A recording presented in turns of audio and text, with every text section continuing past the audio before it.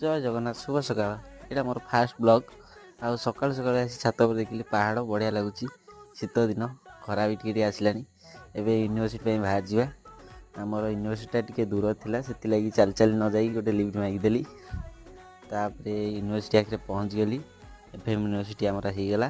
ଆଜି first class. ଦେନ୍ ଦେଖିବା କଲେଜରେ କେମିତି କ'ଣ ଆଜି ପଢ଼ାପଢ଼ି ଚାଲିଛି। ଆମର EVS ଡିପାର୍ଟମେଣ୍ଟ ହେଇଗଲା। ଏ ଦେଖିପାରୁଥିବେ ଭାଇ ଆମର ପଢ଼ୁଛନ୍ତି, ଆମ ସାଙ୍ଗସାଥି ସମସ୍ତେ ମଜା କରୁଛୁ।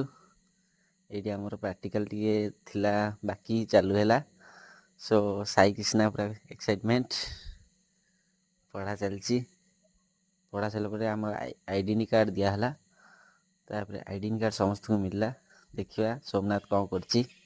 ସୋମନାଥର ବଢ଼ିଆ ଫଟୋ ଆଇଛି, ଖୁସି ଅଛି। ସମସ୍ତେ ପୁରା ରେଡ଼ି। ଆମର ପ୍ରାକ୍ଟିକାଲ ସରେଇ ଘରକୁ ଯିବା। ବାଏ।